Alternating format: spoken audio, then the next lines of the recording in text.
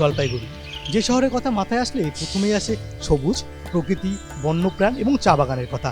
তবে এসবের বাইরেও এ শহরে রয়েছে বেশ কিছু পুরনো মন্দির, আর তার মধ্যে একটি শ্রী শ্রী যোগমায়া কালীবাড়ি। প্রায় 100 বছর ধরে এই মন্দির রয়েছে এই অঞ্চলে। এই মন্দিরের ইতিহাস প্রায় 1 শতাব্দীরও বেশি পুরনো। তখন জলপাইগুড়ি ছিল ঘন জঙ্গল আর চা বাগানের শহর। সেই সময় কয়েকজন স্থানীয় ভক্তের উদ্যোগেই প্রতিষ্ঠিত হয় এই মন্দির। বলা হয় একসময় এক ভক্ত স্বপ্নে দেবী যোগমায়াকে দর্শন পান। স্বপ্নপূর্তির আশায় শুরু হয় এই দেবালয়ের ভিত্তিপ্রস্তর।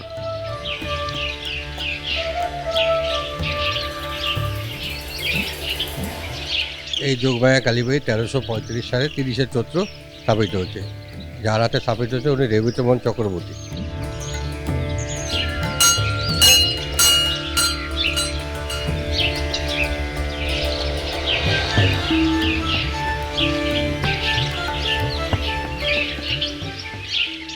মন্দিরের ভেতর প্রবেশ করতেই চোখে পড়ে গাঢ় কালো পাথরের উপর গড়া দেবী যোগমায়ার প্রতিমা। দেবীর মুখে একই সঙ্গে মাতৃস্নেহ আর প্রলয়ের শক্তি।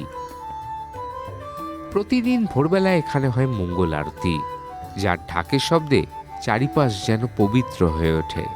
আর সন্ধ্যা আরতি সে এক অন্য অভিজ্ঞতা। প্রদীপের আলোয় দেবী সেজে ওঠেন আর ভক্তদের মন ডুবে যায় ভক্তির সুরে। কালীবাড়ি প্রাঙ্গণ শুধু মন্দির নয়, এখানে রয়েছে একটি ছোট যজ্ঞ মণ্ডপ, যেখানে বিশেষ দিনগুলিতে হয় পুজো, হোমযজ্ঞ আর সাংস্কৃতিক আয়োজন।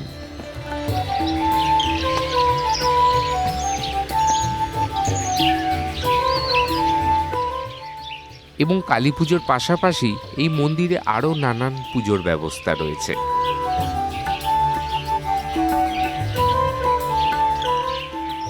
আমাদের কালী পূজা ছাড়া দুর্গা পূজা, বাসন্তী পূজা, জগদ্ধাত্রী পূজা, ষষ্ঠী, গণেশ সবই পূজা হয়। এই সময় যোগমায়া কালীবাড়ির প্রাঙ্গণ রূপ নেয় উৎসবের আলোকমালায়। দূর দূরান্ত থেকে মানুষ আসে আশীর্বাদ নিতে। পাশাপাশি এই মন্দিরের আরেকটি বিশেষ দিক হচ্ছে এর অন্নদান ও সামাজিক কাজ। স্থানীয় মানুষের সাহায্যে প্রায়ই এখানে হয় ভোগ বিতরণ, চলে চিকিৎসা শিবির আর নানান ধরনের সমাজসেবা। তাই তো শহুরে ব্যস্ততার মাঝেও যোগমায়া কালীবাড়ি জলপাইগুড়ির মানুষের আধ্যাত্মিক শক্তির প্রতীক। তাই জলপাইগুড়িতে আসলে একবার অবশ্যই সময় নিয়ে দাঁড়িয়ে যান এই মন্দিরের সামনে। হয়তো আপনিও অনুভব করবেন সেই অদৃশ্য শক্তি যা শত বছর ধরে ভক্তদের রক্ষা করে আসছে। দেবী যোগমায়ার আশীর্বাদ রয়েছে তার সকল সন্তানের উপর।